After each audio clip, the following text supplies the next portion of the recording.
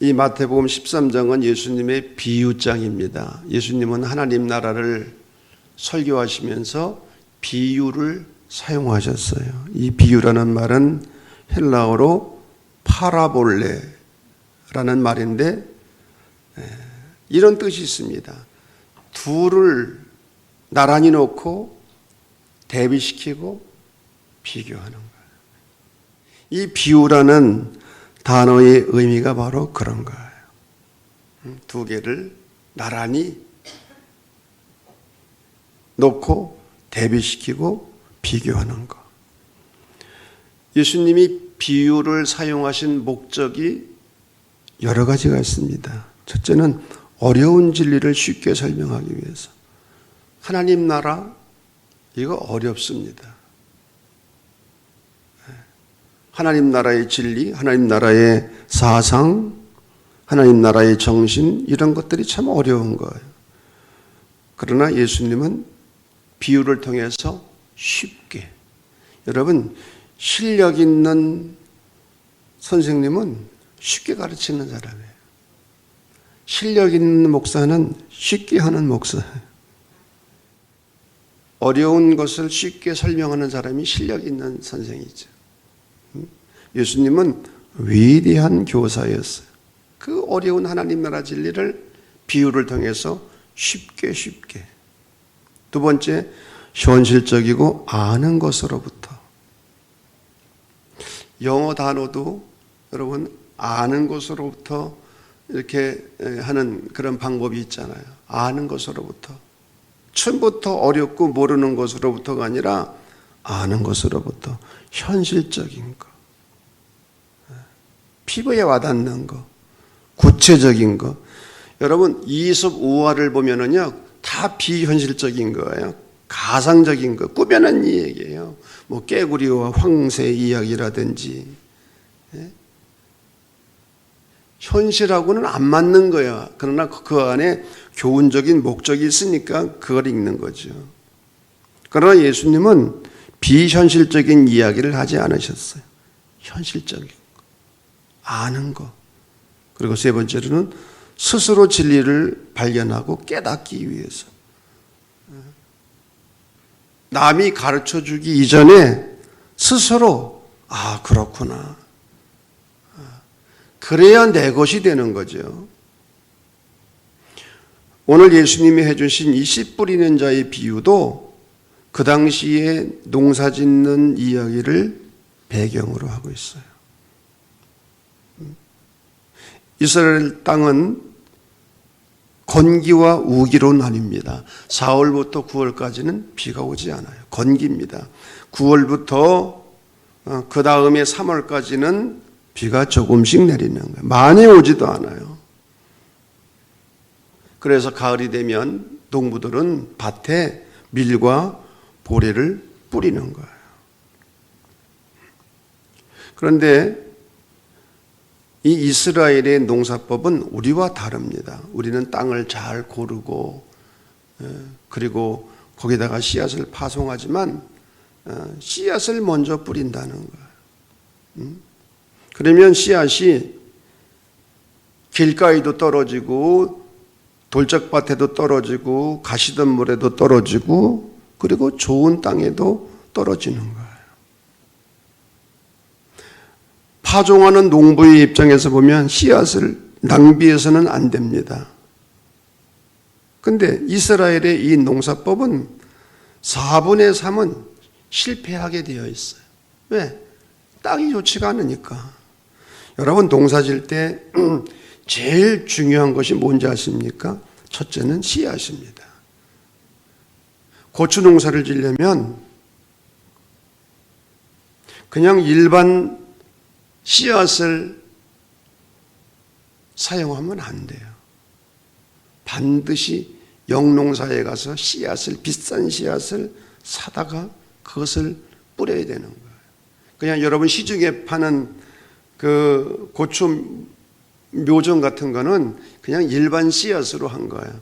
그거는 열매가 제대로 달리지가 않아요. 반드시 종묘사에 가서 그 비싼 씨앗을 사다가 농사를 지어야 되는 거예요. 첫째, 씨앗이 중요한 거고 두 번째로는 땅이 중요합니다. 아무리 씨앗이 좋아도 땅이 나쁘면은 이게 곡식이 자랄 수가 없는 거예요.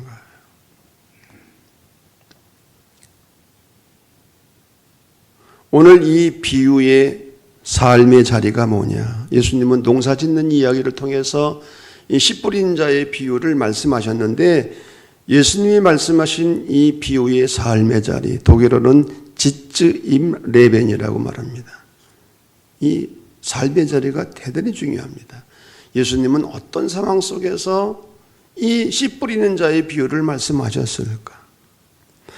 예수님의 설교나 가르침, 사역의 핵심은 하나님 나라라고 했습니다. 예수님은 하나님 나라를 위해서 온갖 헌신과 희생을 하셨습니다. 제자들을 부르시고 훈련시키시고 하나님의 나라를 위해서 예수님은 말할 수 없는 고난과 헌신을 하셨어요. 문제는 아무리 하나님 나라를 전하려고 하셨지만 열매가 없는 것 같아 보였어요. 동조 세력보다는 적대 세력이 늘어났고 적대자들은 예수님을 죽일 음모를 꾸몄고 믿었던 제자들 중에는 한 명이 이탈자가 생겼고 가룟 유다는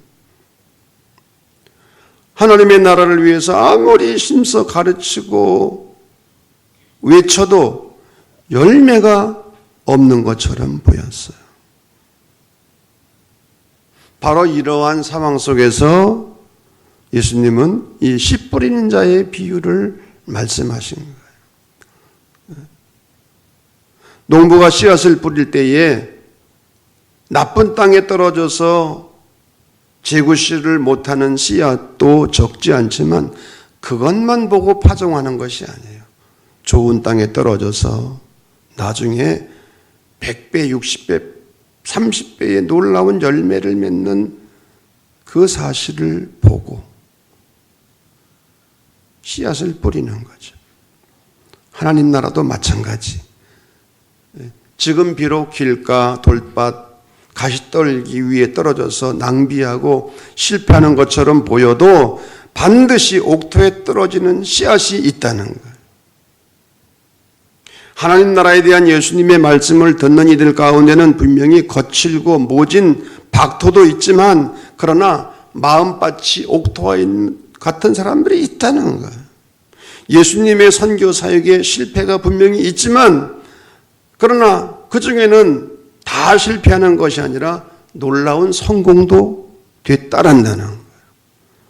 그러므로 예수님은 좋은 땅에 떨어진 씨앗을 바라보고 하나님 나라에 대한 이 사역을 그리고 선포를 중단하시지 않겠다는 거예요. 이 씨 뿌린 자의 비유는 희망을 이야기하는 말씀입니다.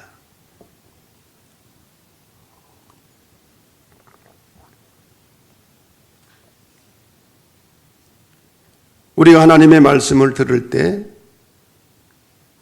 씨앗이 중요하다고 했습니다. 씨앗은 좋아요. 말씀의 씨앗은 분명히 좋습니다. 중요한 것은 듣는 이들의 마음밭이 어떠냐. 자, 그러면 첫째, 길가와 같은 밭. 예수님이 이 비유를 설명까지 해주셨어요. 아무나 천국 말씀을 듣고 깨닫지 못할 때는 악한 자가 와서 그 마음에 뿌려진 것을 빼앗나니 이는 곧 길가에 뿌려진 것이요. 딱딱한 길가에 씨앗이 떨어졌습니다. 새들이 와서 쪼아먹는 거예요.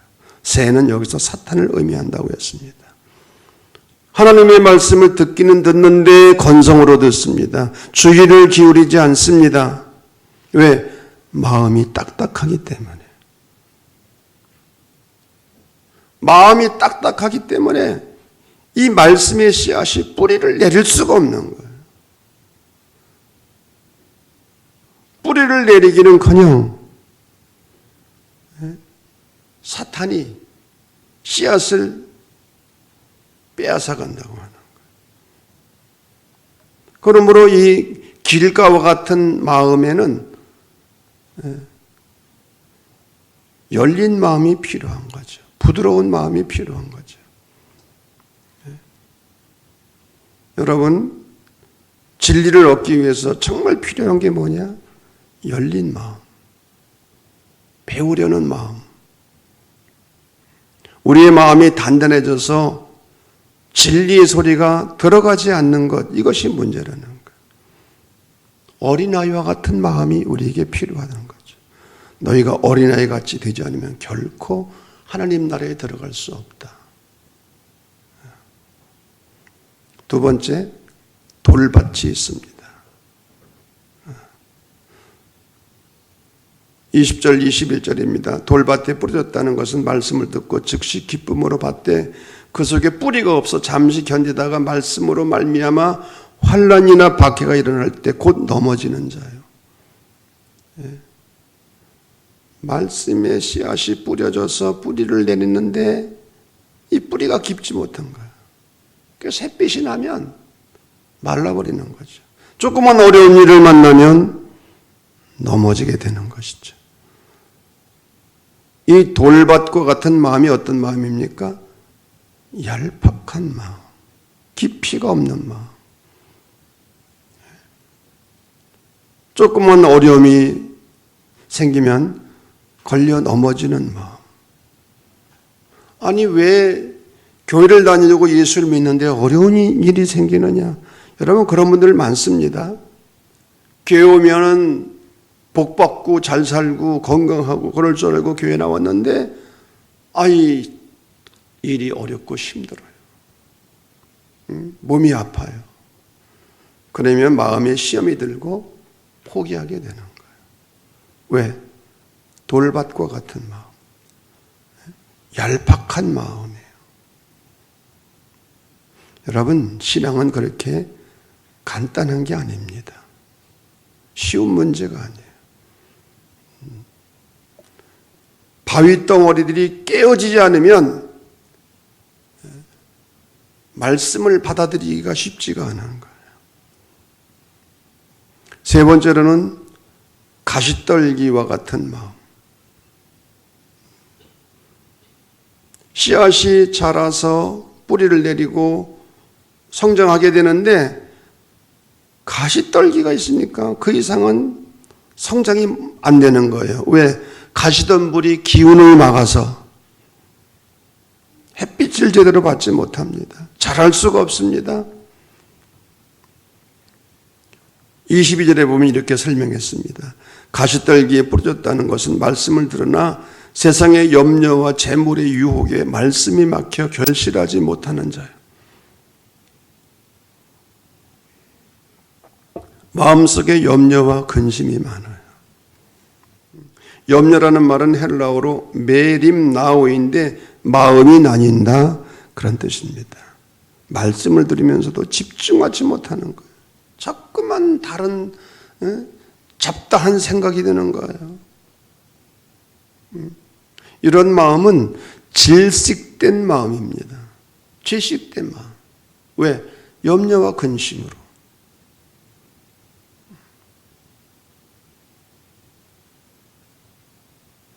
여러분, 우리의 마음이 한 곳으로 집중되기를 바랍니다. 이게 건강한 마음이고요. 성령의 은혜죠. 여러분, 사탄과 성령의 차이점이 무엇인지 아십니까? 사탄은 우리의 마음을 자꾸만 분산시켜요. 나뉘어요.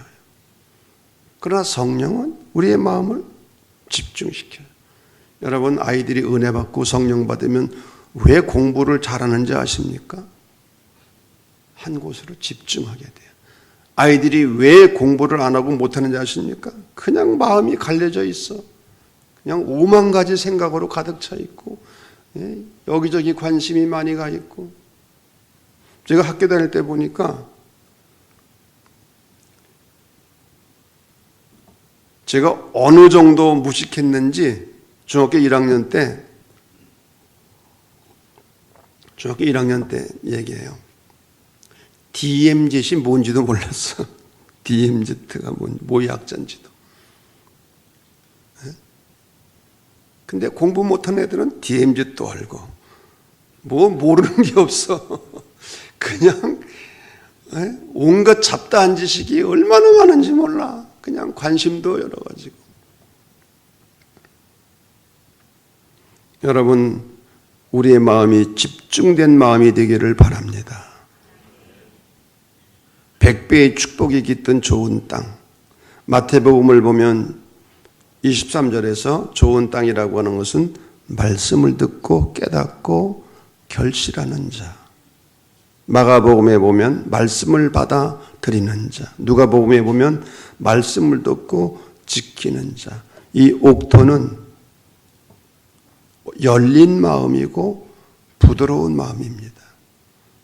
하나님의 말씀을 잘 들을 뿐만 아니라 깨닫고 받아들여서 삶에 적용하고 그 말씀대로 살아가는 거예요.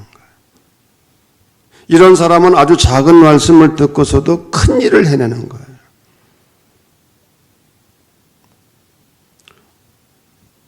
그러면 이 씨 뿌리는 자의 비유를 통해서 우리가 어떻게 우리의 삶 속에 구체적으로 적용할 수 있겠는가? 세 가지 교훈입니다.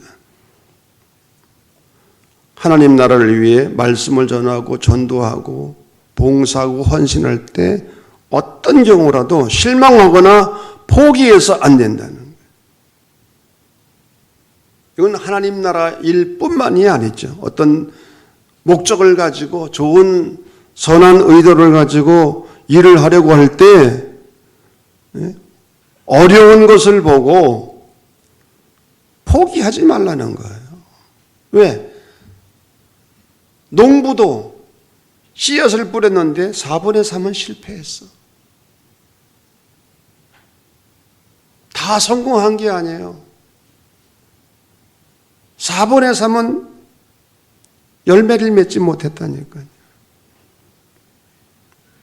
여러분, 예수님께서 하나님 나라에 관한 설교를 하고 가르치심을 하시고 또 수많은 병자들을 고치시면서 하나님 나라 사역을 하셨지만 4분의 3은 실패하신 거예요.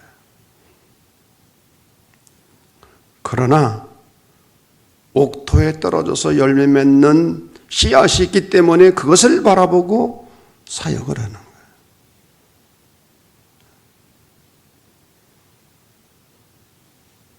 목사가 설교할 때도 마찬가지.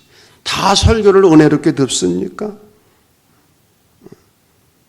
오늘 본문에 의하면 4분의 3은 듣지 않는 거예요. 들어도 열매를 맺지 못하는 거예요. 이 생각을 하고 설교를 하니까 얼마나 위로가 되는지 몰라.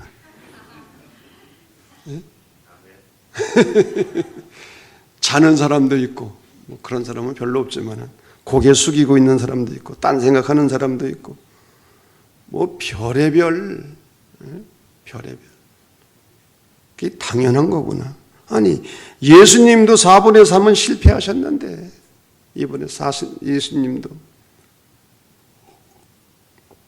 위대한 설교가요 교사였던 예수님도 실패하셨는데 두 번째로는 사람들의 마음밭이 다양하다는 사실을 인정하라는 거예요.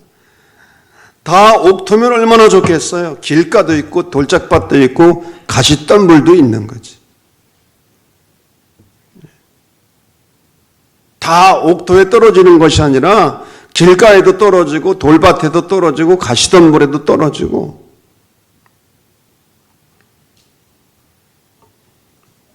저는 요즘 새벽 기도가 얼마나 좋은지 몰라.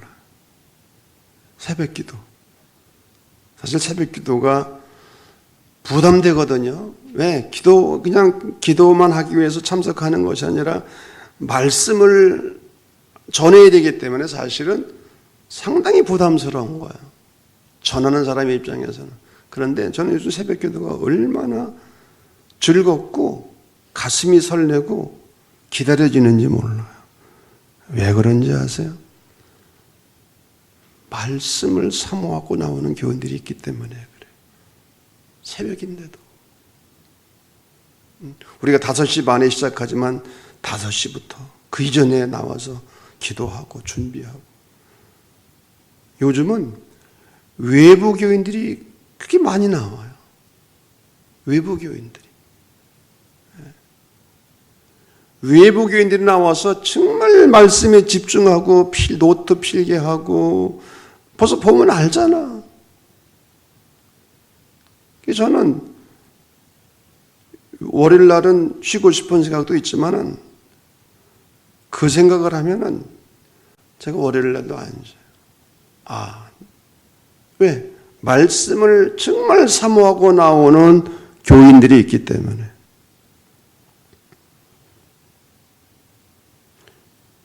마음밭이 다양합니다. 그래서 우리 교사들도 마찬가지고 실망할 필요가 없어요. 고개 수그리고 있는 사람 쳐다보고 짜증낼 이유가 없어요. 말씀을 집중해서 듣고 열매 맺는 사람들이 있기 때문에 4분의 1이야. 예수님도 4분의 1밖에 성공을 못 하셨는데 중요한 것 우리의 마음밭이 옥토가 되어야 됩니다. 예언자 호세아가 호세아 10장 12절부터에서 외쳤습니다. 너희 묵은 땅을 기경하라. 갈아엎어라. 우리의 마음이 길가와 같고 돌짝밭과 같고 가시덤불과 같다면 쟁기로 갈아엎으라는 거예요. 우리나라에서는 농부가 씨앗을 파종하기 전에 쟁기로 땅을 갈아엎었어요. 깊이 갈아엎으면 엎을수록 농사가 잘 되는 거예요.